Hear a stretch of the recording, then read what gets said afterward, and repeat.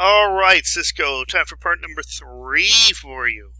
So let's say we got a list where you want to put a like a sheet down where you compare different things like sales, OTS numbers, whatever. Let's just say whatever. Let's say we're comparing our sales over 15 weeks or whatever. So for that, what I do basically is I've already got a thing started where it's like in week number Jeff sales versus your sales. We can do a whole list of people here. It doesn't need to be just you and me. It can be anybody else. We just, we say Brad's sales, whoever Brad is, and then I could just copy, paste, whatever. And then let's say, at the end here, we want it to say total.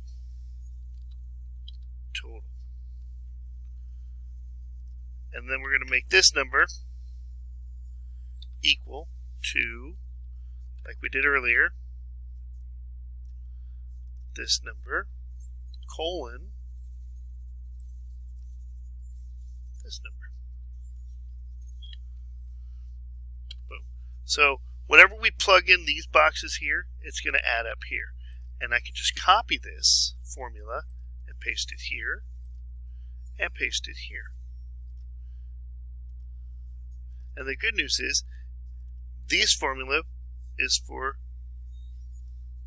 these numbers. And this formula is for these numbers. So it's not going to take these numbers here, even though we copied and pasted from this row. It'll take automatically the same formula for the row that it's in. Okay? So that's that. Now let's say we want to just put our weeks down. So we're going to say this is week number 1. Now, rather than write this all the way down, because that's time consuming, we're going to say that's week number 1. And then we'll say this one equals this one plus 1. And guess what? 2. Then we can copy this formula, just like we did in those boxes, highlight all these cells, and paste. And guess what? It'll add it all up for us. So rather than type 1, 2, 3, 4, 5 all the way down, we've got a formula here that takes it all the way down for us. Now we know what numbers they are. Okay, so now we've got these boxes here that'll let us know what our sales are for the week. But we want to know if we're doing better or worse. So what we're going to do here is I'm going to teach you how to make a formula for these boxes where it highlights in a color if it's above or below a number. So let's start with this box right here. Okay, then we're going to go home. And we're going to go to conditional formatting. Conditional formatting right here under the home. And we're going to say highlight cell rules. You got all these other things you can do, data bars, you can do ISONs, you can do your own rule. You can clear out the rules, you can manage the rules once you have them set.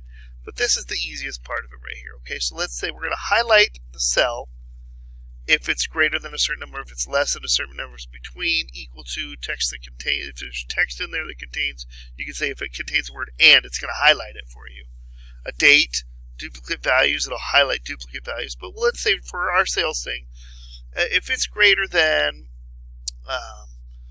this could be OTS sales. So let's say if it's greater than 100, so we're going to say it's greater than, click on that. We're going to say if it's greater than 100, then we're going to fill it green with green text, yellow with yellow, light red, and where you can customize it. Basically, we'll customize it. The fill, we'll say the fill is going to be green with black writing. The font will be automatic black. Okay. So that's going to be it. If it's greater than 100, it's going to fill green. Click OK. Custom format cells that are greater than 100. It's going to be OK. We could also do the same thing here. Once that rule is set, we could do another rule. You do another one. So highlight cell rules. If it's less than 100, we're going to light fill it red. So we're going to say it's custom format. We're going to say fill is going to be red, and the text is going to be, again, automatic black. Okay, so we got that. So if it's under 100, it's red. If it's over 100, now let's say if it's 0, we're going to leave it blank so it doesn't fill red automatically, because anything less than 100, if it's whatever, it's going to fill red. So we're going to say conditional formatting again. Highlight cell rules. If it's equal to 0,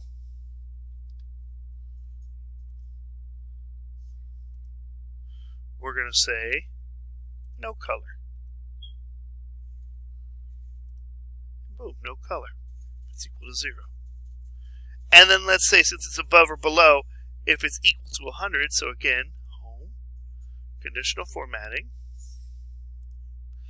highlight cell rules, equal to, now we said above or below, so if it's equal to 100, we're going to make it yellow. We're going to say yellow, okay, so that's good to go. So we'll say, we don't want yellow with yellow text, we're going to say yellow with black text, because I like the black text. Okay. So, that's the rules for this one cell right here. Now, we copy it, and we paste it. So the cells now have that rule for everyone. Same thing here. Paste it. And same thing here. Paste it. So that tells us right here, if we had, the week 1 we had, 100 sales. Okay, so it's yellow. Then we had 150. Then we had 20. So we could see, and the same thing down here with you, because we have the cells, so 50, 300. Yeah, buddy. What's better than that? What, buddy?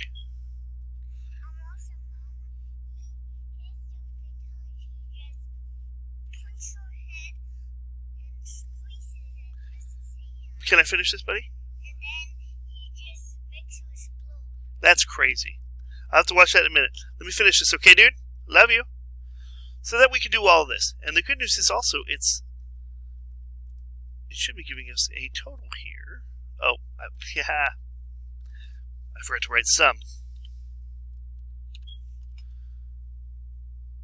And then again, we'll copy, paste, paste. So I forgot to write the sum. Now, we could also conditional format this too. So basically what we'll say is if we highlight this one, home, conditional formatting, if it's greater than, since there's 15 weeks, we'll say 1500. It's going to be green. Custom format, green with black. That's it. If it's, son, I'm doing my work stuff right now. Please don't be dirty, okay? I'm serious, son. Okay, then we go here again. We go conditional formatting. If it's less than 1500, we're going to go red. So red. Son, go.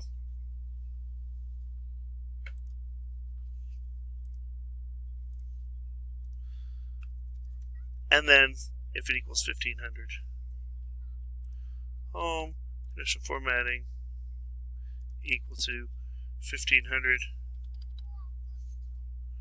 it'll be yellow.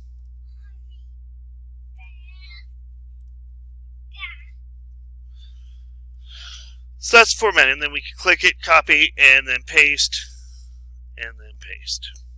So then we have it here.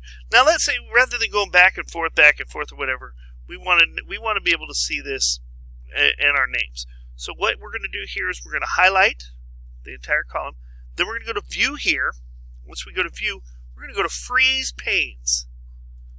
And then I like to go freeze the first column. You could freeze the top row, or you could also freeze certain panes, whatever you choose. But we're just going to freeze the first column here. That way, if I go across, we can go across. Let's see exactly what we got and keep our names there where we can see the totals and everything like that. We don't got to worry about going over saying, okay, who's this? Who's this? We can see everybody right here. Okay, so that's freeze.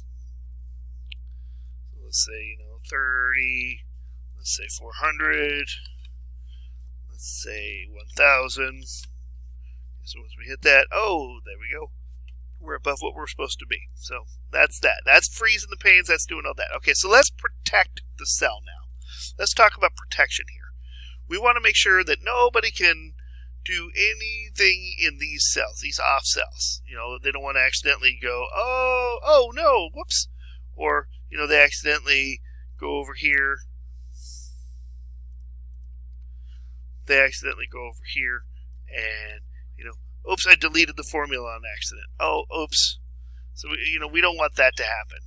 Because mistakes happen. So equals the sum of